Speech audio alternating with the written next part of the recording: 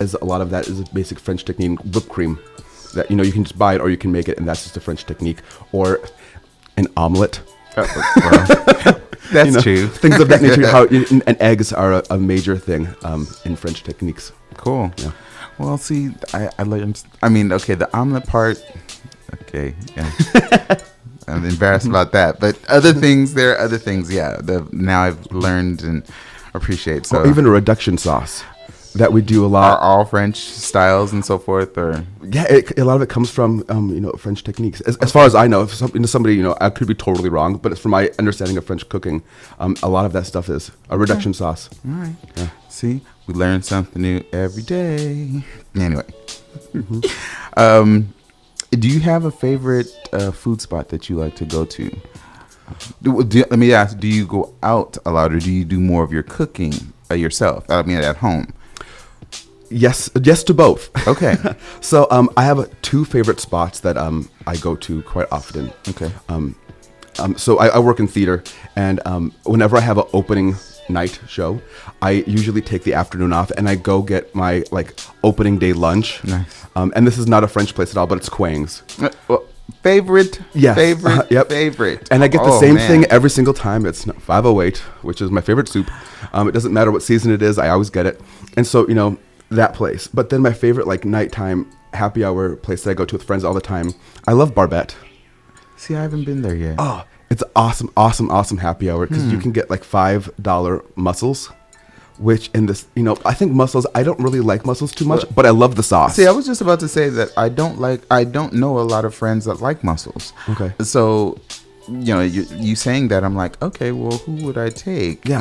And I think seafood in general for me, do I like it? Yes. However, the mussels and oysters and things like that, the texture really grosses me out. Okay. So if they're small, I can do it. If they're big, no. But the sauce and flavoring, I love that. Oh my goodness. Okay. Well, that's good to know. Well, Barbette. Okay. Yep. See, as you know, this show is all about introducing my audience or the community to I don't know how I want to say it. The restaurants and new places to actually go to within their area. So it really is not just here. It is also within the East Side area. It's also just within the entire neighborhoods, local neighborhoods, Minneapolis. If you're a foodie and you enjoy going to new places, that's what this show is about. And so, bringing out different areas such as, I know Barbette is not it's more so in Minneapolis, correct? Yep. Barbette's in the uptown neighborhood. Yes, yep. Exactly. Still, be open to traveling to new neighborhoods and new communities too, because you'll also find interesting food places that you've probably driven by, maybe to work or just through the city, and you never probably thought about stopping there. That's what this show is about. That's what we help you to do, so that you know about these. So you just helped me with Barbette. So thank you. Did you get a chance to go to the fair?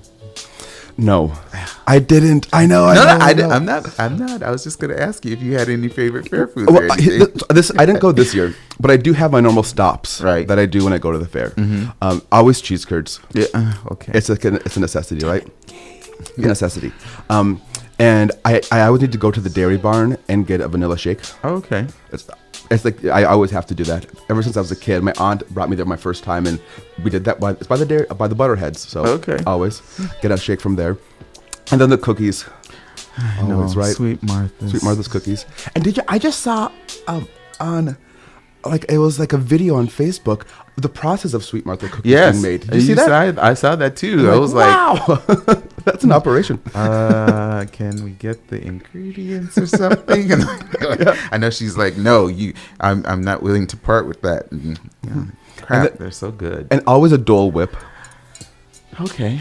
And I know that's nothing fancy. It's just ice cream, but it's fruity and it's good. It's tropical. Right. And I don't know what they're called.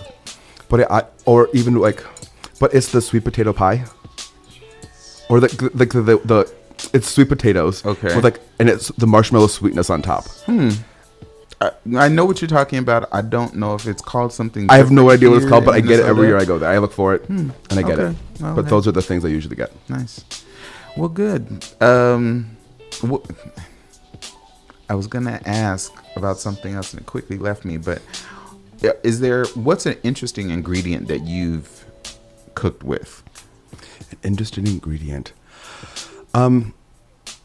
Something that's like different, or maybe none of your friends are probably saying, okay, that's, why are you using that, or what's that for? Sure. I really love like the charcuterie. Okay. And so charcuterie is like, it's like the, it's the pork and the sausage. Of and, course. And, meat and cheese plate, it's the meat part, right? And so making things of that nature. And in my freezer at home right now, I have a calf liver. Okay. Wow.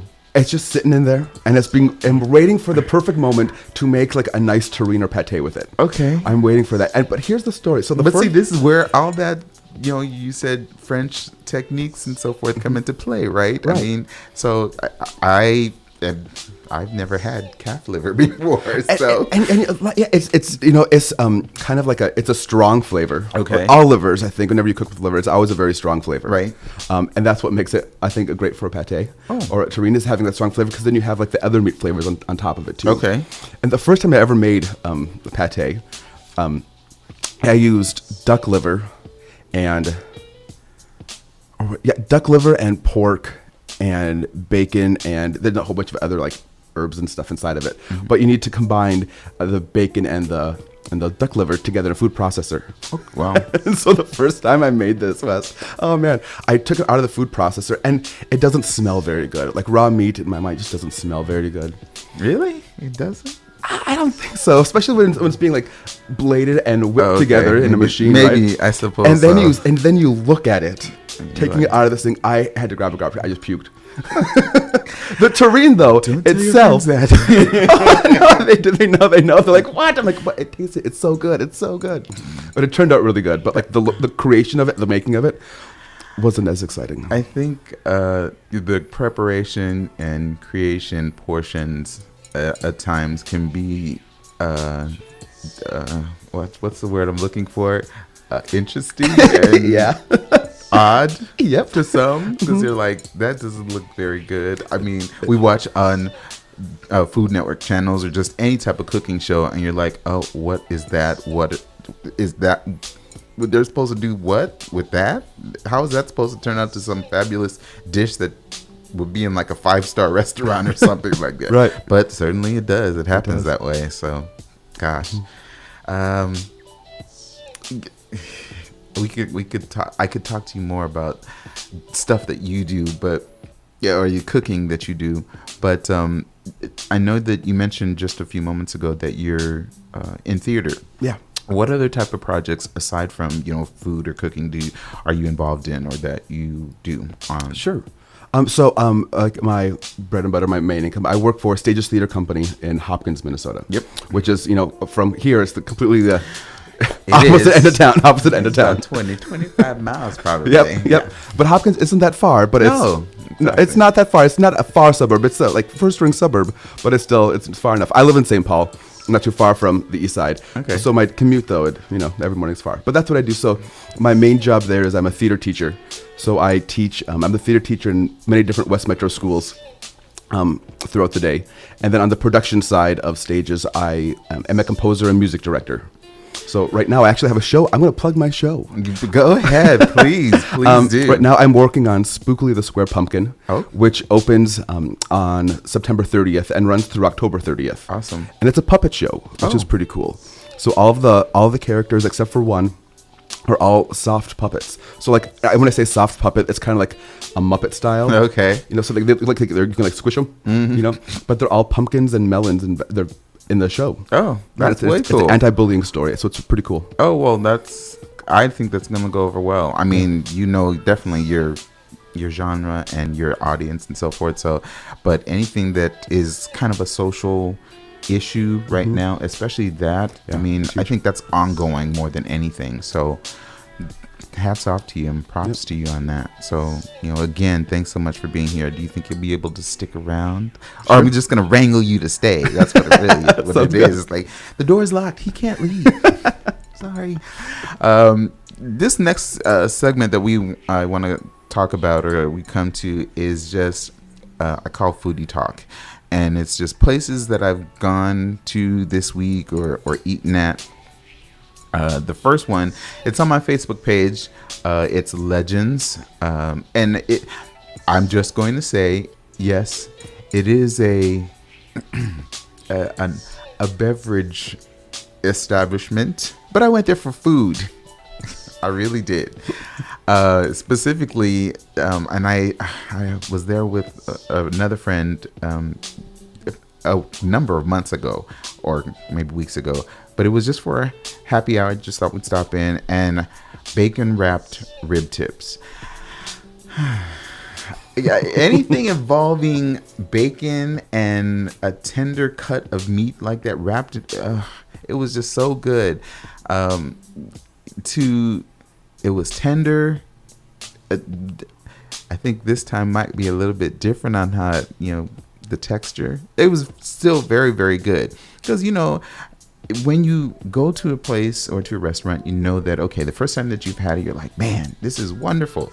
And you go back and you're like, oh my goodness, it's still very good, but it's different somehow, yeah, right? it's different somehow. I'm not saying it was bad because, again, we've talked, and any of my friends know that, my show is not about critiquing a restaurant or food, but I just know that this particular dish that they were serving, or appetizer that they were serving, is very, very, it's very good. It really, really is. And for the dollar that it is and the amount of meat that's on the plate, like, okay, that's all I need. And maybe, a cider. It's not really, it is an alcoholic beverage, but not really. But, this is not about alcoholic, any type of alcohol on this station or on this show. So I'm being good. But Legends is located on Larpenteur and where Larpenteur and Hennepin meet, excuse me. And they have great appetizers. Aside from that, that one was just one that I felt needed to be brought out and be mentioned. You might find other things on the menu that I'm going to be just honest and say that I can't try everything on a menu. So yes, I do have to take friends with me, and hopefully they're going to say, oh, order something different or whatnot. That was the only thing that I had there. And because I was full, I couldn't have any. The same instance with being at the fair. It's like it's learning experience where you go and you soon understand that you can't eat everything. I mean, when you get something, you can't. If you're trying to be a food individual and food lover like we all are, you can't eat the whole entire thing. And I made that mistake multiple times at the fair. So by dish number or item number 4 or 5, I was like, I can't do this. So I'm learning. We're all learning. We're learning together. The next place this one was quite interesting. Hot Indian Foods. Hot Indian Foods, they are located within the Midtown Global Market. That's brick and mortar, but they really started off with a food truck. Have you had? I know the Midtown Global Market. I go. I used to live over like in Stevens Square, so okay. Midtown Global Market was like my grocery store. Nice. Yeah. With Hot Indian Foods, I love Indian food anyway. I love doing curries and I don't cook lamb a lot. I know my introduction to lamb was with my father. At one point, some friends of his had gone hunting. Now, see, that story right there is, I used to live in Los Angeles, born and raised, but friends went hunting and brought food or animals back to my father, and he's just cooking it up and slicing it up, and I'm like, what is that? It's well, he said, oh, it's sheep. I was like, what? You mean the thing with wool and stuff on it? Yeah. He's like, yeah, you're gonna have that for dinner tonight. I'm like, no, I'm not having that. Sheep. But then when you use the term lamb, you get it older. It takes the cartoony. Yes. the cute cartoon out of your mind, right? Sheep. I'm not eating sheep.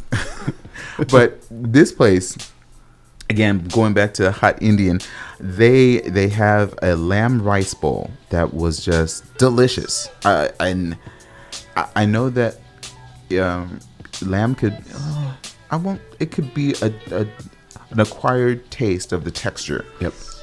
So I've had it in the past. We've had lamb. I've had lamb chops and so forth. But to have it, as they described it, was a dry rubbed leg of lamb that's been slow braised until it's tender that it starts to fall apart in strands, and then they have it mixed with. They describe it as they're juicy. And I'm gonna, this word, it's called chana, CHANNA, masala. Is that, are you familiar with that? Or I no. Okay. My knowledge of Indian food, I know what I like. Yeah, right. But I couldn't tell you what they are. I was looking it up, and that word, it's a number of ways that, I guess, for Indian, or it's actually an Indian or Pakistani type of cuisine that they use it in, but it's spelled in like 2 or 3 different ways. Okay. So the way that they have it on the website, it's CHANNA. Another, is CHANNAY. I'm like, wow, okay. So there's still another one. We won't go into that, but it's known as other things as well, or how it's spelled. But it's, again, described as being a popular dish for Indian and Pakistani cuisines. The main ingredient is chickpeas. And I don't really care for chickpeas. Okay. No. Stop. No. Before I start getting, bad, hot, boiling off, pots of water and so forth thrown at me or whatnot, I guess it has to be prepared a certain type of way. Okay. Maybe when I was younger, my poor mom, she wanted to introduce us to healthy things, and someone told her about probably chickpeas or something like that, and we tried it, and I'm like, nah, that's not for me. As I've gotten older and definitely more mature, and introducing myself to vegetables and lentils and so forth that I like, I started chickpeas slowly. It had to be really cooked really well, so it was tender. But again, this dish, this particular sauce, the chana. Oh crap! It's I'm not gonna try. The masala sauce that they use for this dish is really good. But to make that, it has the chickpeas, onions, tomatoes, coriander seed, garlic, chilies, and ginger. So a mixture of all of that. The meat is then, if you would, still mixed in to that masala sauce. But I remember while I was having it for lunch the other day, I was tasting all these other different ingredients that they used on it. They used cabbage. I mean, when you look at the dish, they use cabbage, definitely rice, but cabbage, apples were in there. Ooh, cool. Mango was, and they diced them, the mangoes and the apples, diced very small, probably like 1/4 of an inch. So they, I don't know how they, I'm assuming they have a machine probably, because they were just very perfect. But it's just those small, as you're taking a spoon or a fork of it, you taste that sweetness along with the other spices of the masala sauce, and I think there's another spice or something that they use in it, but it gives it a wonderful balance of flavor. Cilantro, I love cilantro, and they use cilantro at least not sparingly, but they do use it, and it's very, very good. So definitely, if you've never tried it before, Hot Indian, they again are located in Midtown Global Market. That address is 920 East Lake Street. Their telephone number is 612-236-4423, and they also have a food truck. As a matter of fact, Hot Indian was named one of the Twin Cities' best food trucks. Oh, cool. So that's, especially if a person that likes food trucks and knows where they are, if you see that food truck, I encourage you to stop. They have samosas. They offer different, I think it's called a Indian Rito. which is an Indian. It's a Indian burrito, and they have the name set out there for it. So hey, please make sure that you go and visit Hot Indian. I think a friend that works in Kitchen in the Market in Midtown Global Market mentioned it to me some time ago, and I think I even had a taste of something that they made. It may have been a vegetarian taco or something. Okay. It was different. It was very, very good though. But they're open 7 days a week. Monday through Saturday, they're open from 11 a.m. to 8 p.m. On Sundays, they are open at 11 to 6 p.m. You could also find the other additional information, such as where the food truck is on a daily basis, by going to hotindianfoods.com. Again, hotindianfoods.com. And you'll see in the bottom right-hand corner that it says, find food truck. And I think today there's supposed to be an Egan at it's a food truck, not a food truck fest or something similar to that. Anyway, make sure you go check them out. Tell them the Un-Bougie Foodie sent you. Thanks once again, everyone, for tuning in. You are listening to the Un-Bougie Foodie. My name is Wesley Wright. James Lekatz, my guest host. We're still going to be talking a little bit more about food, but you are listening to WEQY 104.7, the voice of the East Side. And again, we appreciate the fact that you're joining us today. I wanted to talk about next a little segment I call Get Your Groupon. And it's just, a lot of times we'll do one or two different Groupon items in the area or suggestions in the area. And this is one, I think I go to bars quite a bit. I don't. It's just places that, happen to serve food, and they serve other beverages as well, aside from like lemonade or soda or water. Sorry. Sometimes those are the best places. It's called Cherry Pit. And Cherry Pit, they're located at 735 White Bear Avenue. That's in St. Paul. So St. Paul, zip code is 55106. Groupon is offering a 40% off, and it's really cool too because like for lunch and dinner it's the same, but for $12 you get, if you pay $12 you get $20 worth of food for two people. $24 you get $40 for four people. So I think it's a really good deal, if you would. I'm using Groupon terminology, so go grab that deal. Groupon has that available again for lunch and for dinner. The establishment alone, it has great specials even aside from the Groupon, so you could still go there and eat very affordably. It is still a family establishment too.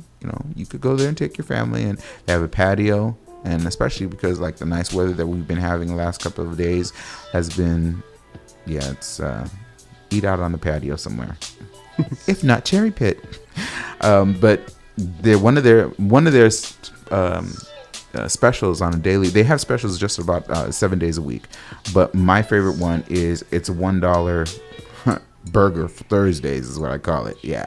$1 burger Thursday? $1 burger Thursdays. Where is this place again? I'm serious. It's Cherry Pit. And you literally, some friends and I, they live in the area, in the Maplewood area, and we've gone there multiple times. And for Thursday, and it's not crowded. So, folks that know, hey, $1 burger Thursday, and the time period you think is probably only for a couple hours. It's from 3 p.m. to 10 p.m. So yeah, Cherry Pit, if you get a whole lot of business, it's because, hey, they're listening to the Un-Bougie Foodie. Tell them information, where to go. So no, seriously, friends, family members out there that are listening, go to the Cherry Pit. It's a really cool place. Like I said, even if you don't use your Groupon or don't get an opportunity to use Groupon, visit them. They're really good, and I'm telling you, you can't miss out on that dollar burger Thursday. And then I gotta say that I think on the second, they mentioned that on the second Thursday of each month. That changes a little bit. So then it turns into Isabel's authentic Mexican tacos, 2 Thursdays, if you would, for $2. Come on, taco for $2, especially if it's got to be a good taco. I haven't been there on the second Thursday, so I can't speak on the taco, but yeah, I've driven by there, and I don't know, it seemed to be. There was a taco. I think there was a truck in there. May have been Isabella's actually. So I'm just steering you in the direction that you could take. Have a Thursday. You might be on a date night. Okay, you might not have a whole lot of money. They don't need your girlfriend, your boyfriend don't need to know that. Be like, hey, we're about to go over to the Cherry Pit. Just tell the waitress. Please don't say what kind of special this is in front of my significant other. They'll be like, what? $1 burgers? No. Be like, never mind. Oh man. Do you have a favorite bad place that you like? My favorite bad place. Yes. Mm-hmm. Go ahead. Let me think about this one. My favorite bad place. You know what I mean by bad? Oh yeah, I am a connoisseur. I am a connoisseur of Chinese buffets. Okay, so good. You understand what I'm talking about. I am yes, I love Chinese buffets. Mm-hmm. I do. Nice. And my favorite one, please educate us. I don't know what any of their names are, but it's on Lake Street. It's in Lake Street, Minneapolis. I just recently moved to St. Paul, so I'm sorry for all my Minneapolis references here. But it's on Lake Street and maybe Stevens or First. Is yellow building or something like that? It's like right by the freeway or something. Yeah, it's right by the. No, not that one. Okay. It's by that place, but it's like by Kmart. The Kmart is across the street. Yes, and it is right there on the corner. It's on a one-way. I don't know. That's what I'm telling you. I think it's that one. It's the yellow place. It's not yellow. It's not yellow. It's like maroon. Like, is it okay? Is it a Cantonese place? Okay, I couldn't tell you, but I love it. I love it because their wontons are actually crispy. Oh wow, okay. Mm-hmm. I love it. I swear that's the place. I'm telling you, mm-hmm. I know it is. Yeah, but I love Chinese buffets. Also, the one over by Target, the Target on Lake Street is great. Oh, okay. I know where that is. I've eaten there before. Mm-hmm. I do know where it is, though. Yes. And then the one on, is it 394? In kind of by the West End buildings in 394 over in, is that St. Louis Park or that must be St. Louis Park? It's another one. That one is huge. I'm just saying. It's huge. Well, see, this is what it's all involved with this show is knowing where to find out these things and having other educated foodie individuals that could steer us in the direction where to eat. So, this is what we do. This is what this show is about. Oh, so with this show, I always talk about some type of social aspect of food, right? Which I feel is important, being that this radio station, WEQY, is all about community and supporting the community. I know that a few weeks ago, quite a few weeks ago, August 13th specifically, they had a function called 7th Street Live. And it was a really awesome function, more cultural event. Not really so much talking about things in the past, but it's something that sticks with me. And being fairly new to the radio station, that they have an organization that is willing to really be out in the community and try to bring people together and say, hey, get to know your community, get to know people and businesses, and support businesses in your community.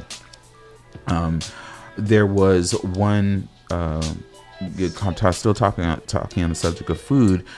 Twin Cities Mobile Market, their organization.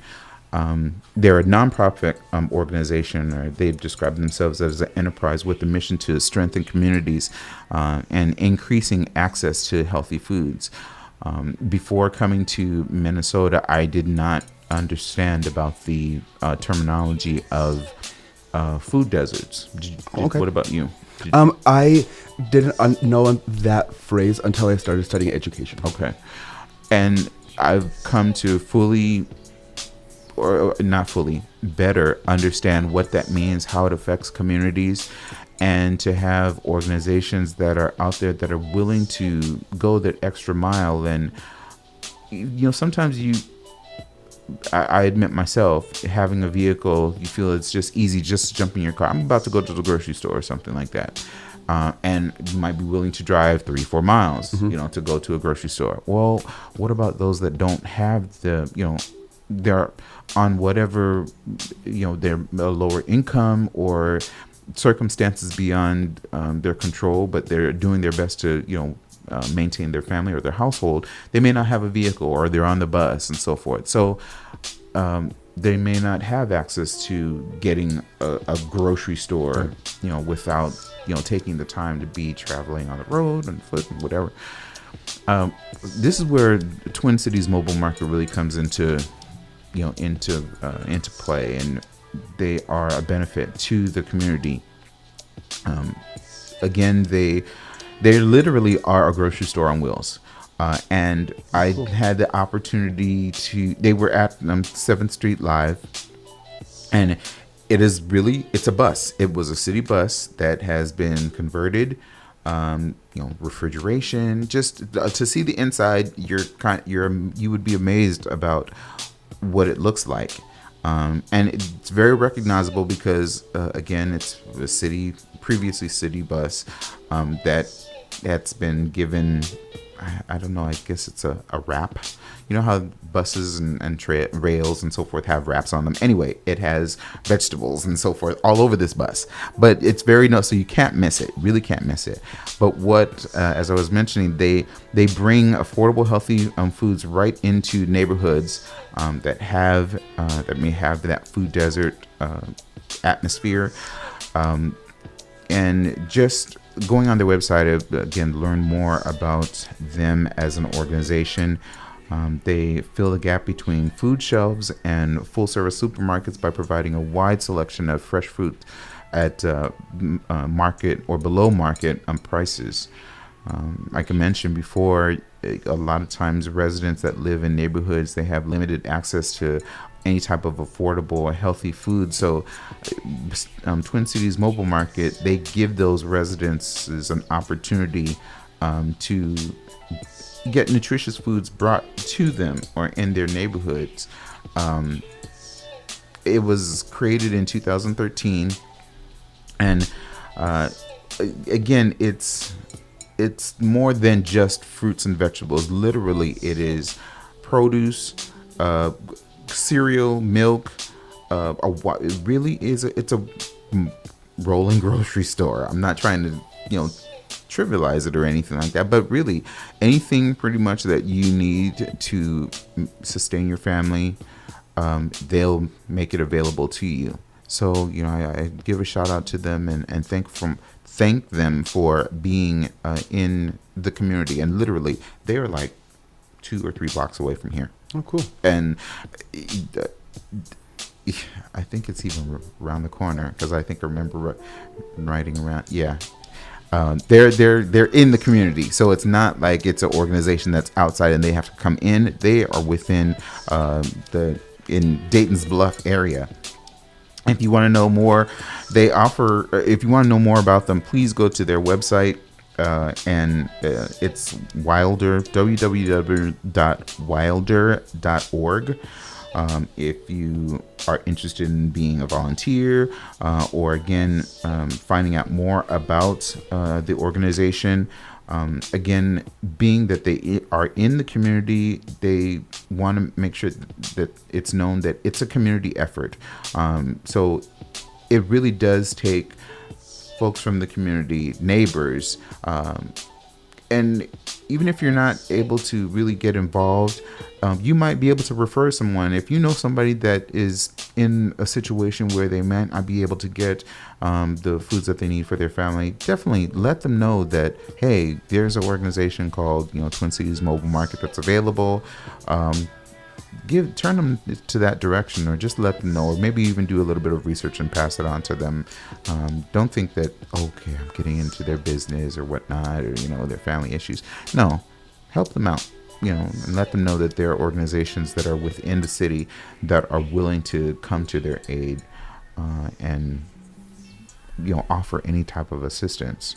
So please, again, we're out here for the community and encouraging everyone to help out one another. It's an important time for people to recognize that we need one another.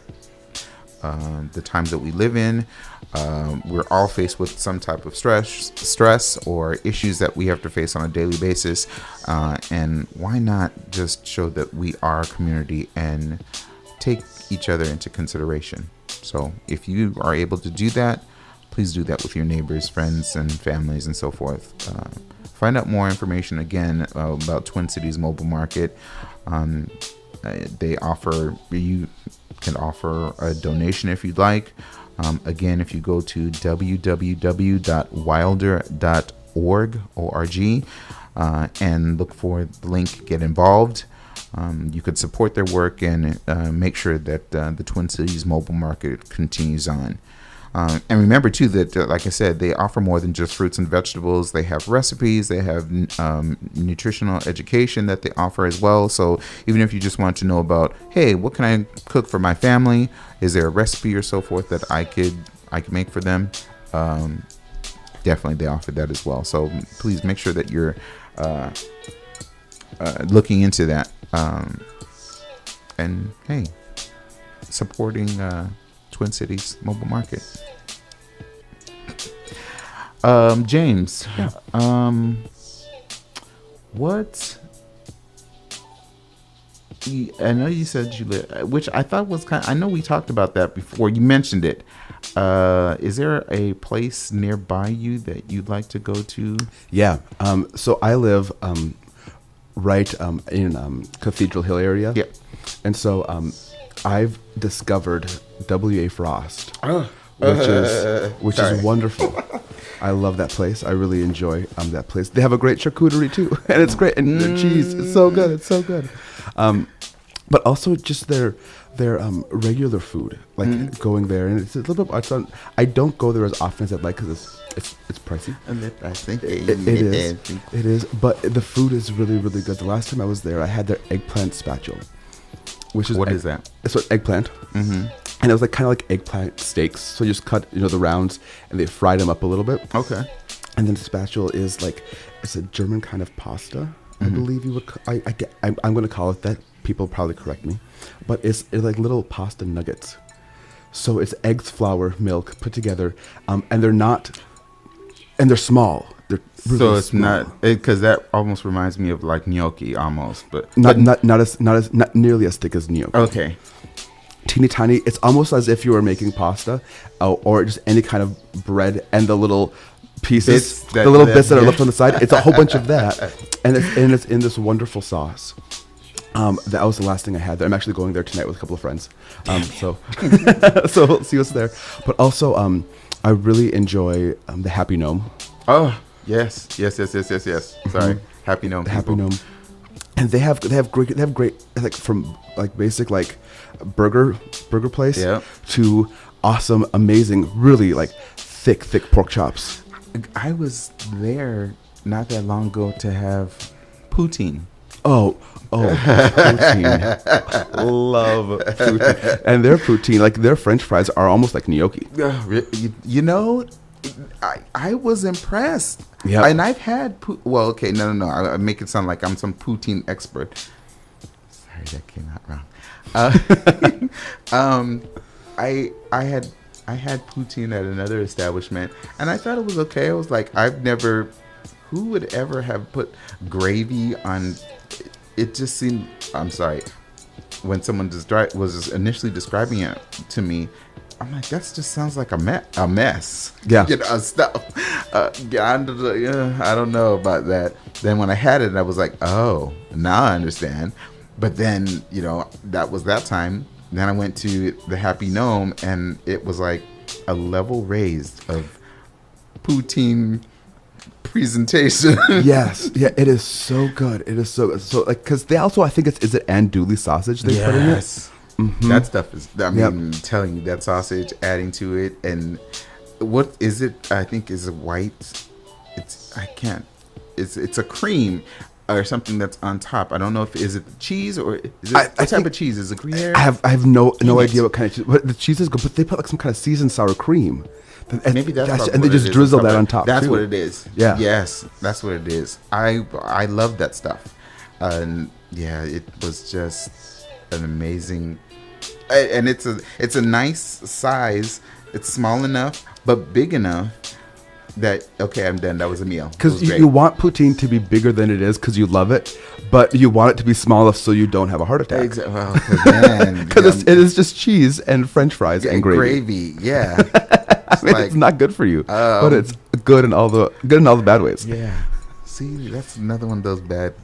Another places. great poutine on the St. Paul side is Groveland Tap, which is where is that? it is over kind of by McAllister, down that way. I'm gonna have to look into that. I've never been there. Someone else mentioned it, and I have driven by it, and I'm like, why does it seem kind of busy over there? But They have another great poutine as well, and it's much bigger. Well, I guess I've only had like I've never been to like a happy hour there. I've only been like the normal regular size, and it's quite a bit bigger than Happy Gnomes.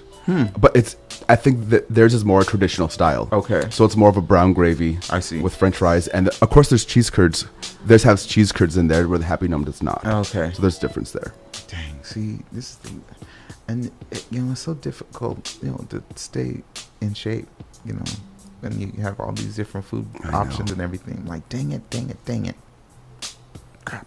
But anyway, you get on a tangent about food, and then it brings you back down to earth. It's like, okay, you have to be a foodie, but then you really have to remember you can't That's eat the everything. downside of foodie, right? Yeah, I know.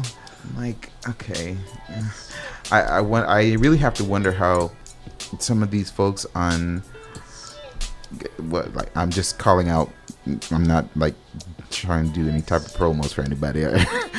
Previously, Man vs. Food, people on food networks that have do these traveling shows and so forth. Guy Fieri, all of these folks. It's like, okay, some of them aren't svelte. Understand that. But they're chefs, or they eat food and they go from here to there. It's like, how are you not like more poundage on you or something like that, because of all the things and I know it's probably just one bite and they're like, okay, this is good. I just need to get the taste of what it was and then move forward to the next thing or whatnot. But I can't waste food. Yeah, that's the problem. I know, and I have a thing going to a restaurant where if it's on my plate, I have to eat it. Because what has happened? I know for me, my parents have always said, I put this on your plate, or when we go out to a restaurant, you ordered it, you're going to eat it. Mm-hmm. Yeah, and so they make you eat pretty much the whole entire thing. It's like, because it either if you don't eat it, it gets thrown away at the restaurant, more than likely, or you bring it home, and it never tastes good.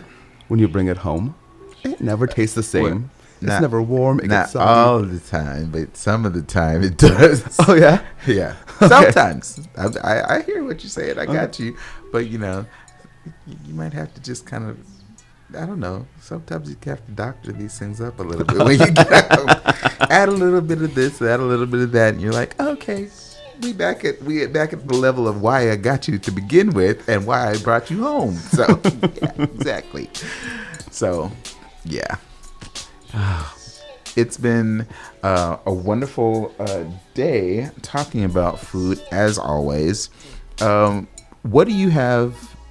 Well, not so much coming up per se, because you've already talked about your.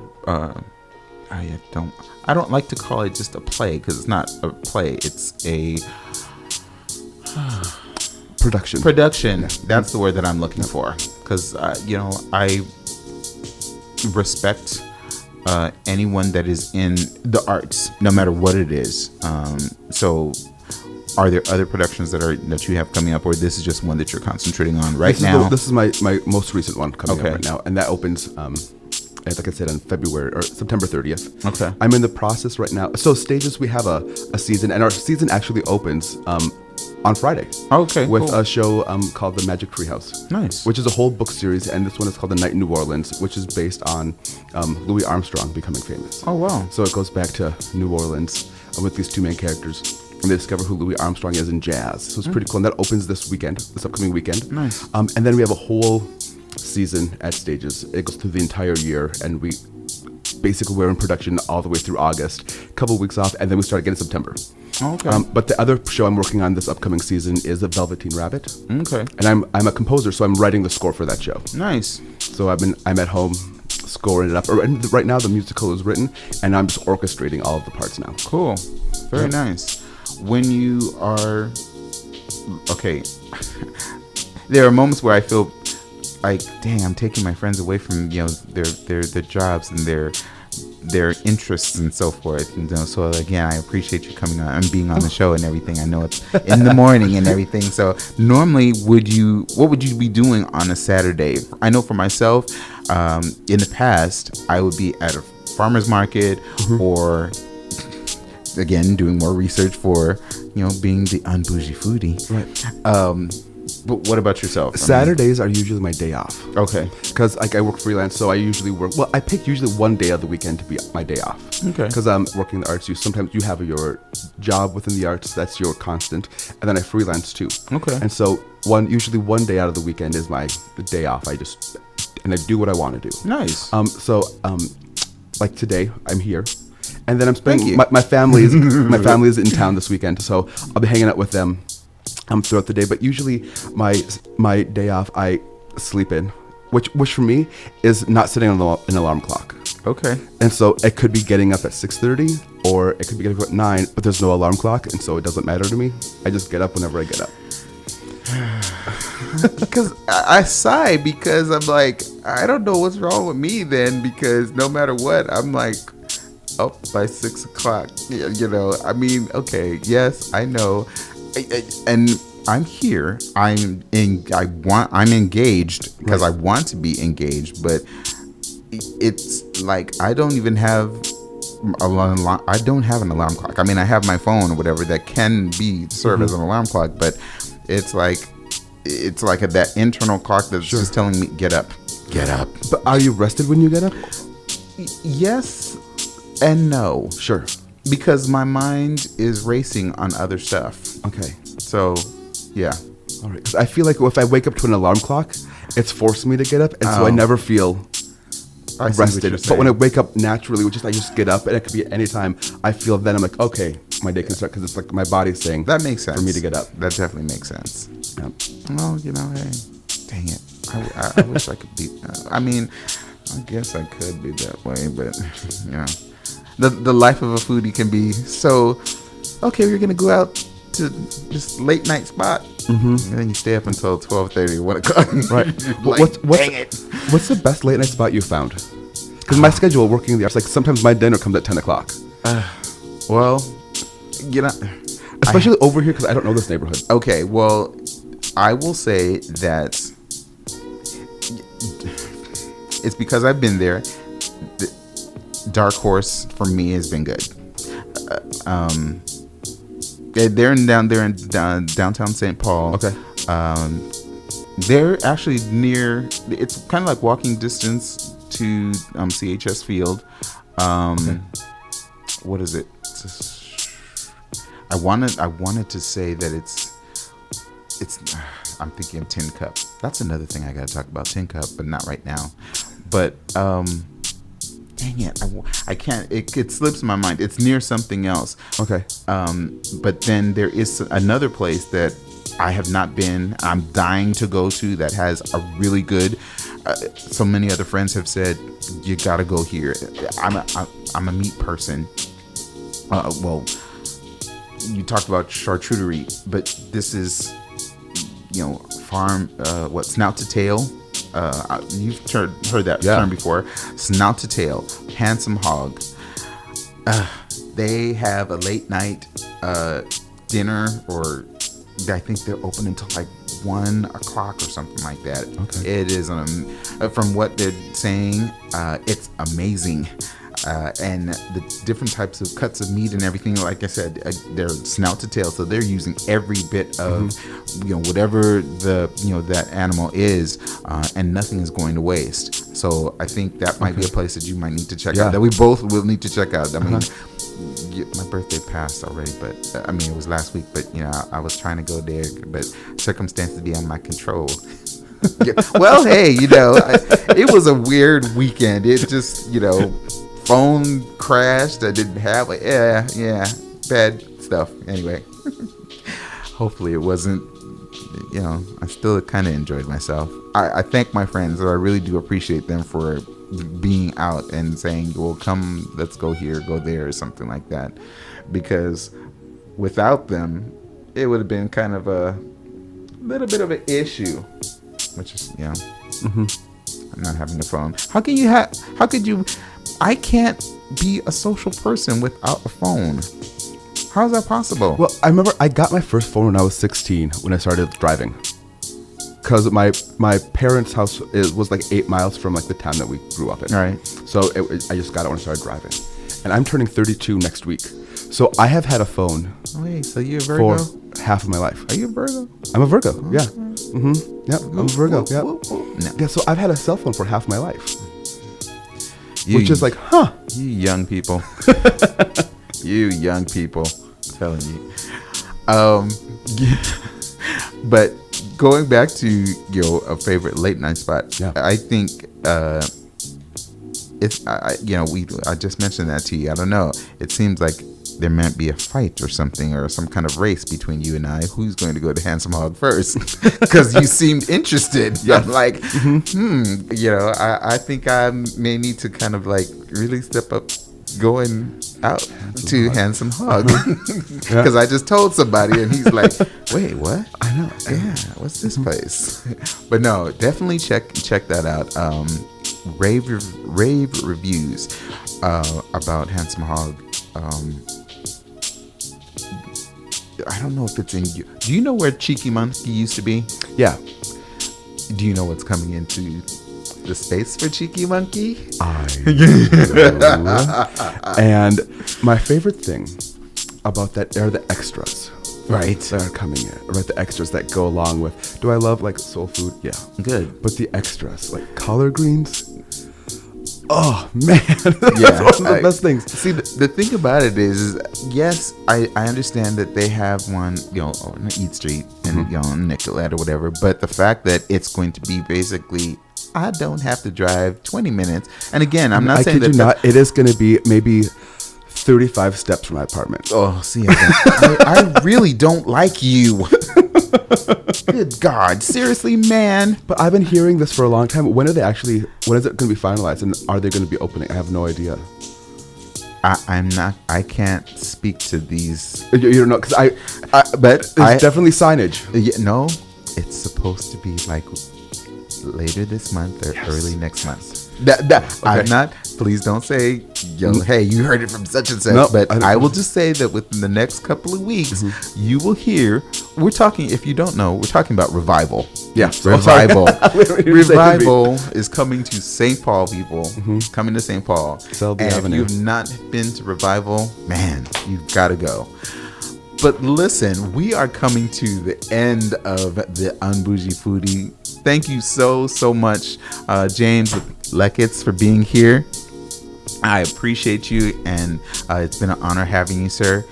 Any last words? Really quick, 30 seconds. 30 seconds. Oh, thanks for having me on. Talking about food is always fun. Thank you so much. Anyway, thank you again for joining the Un-Bougie Foodie. Listen to us every week on Saturdays at 10 a.m. on WEQY, the voice of the East Side.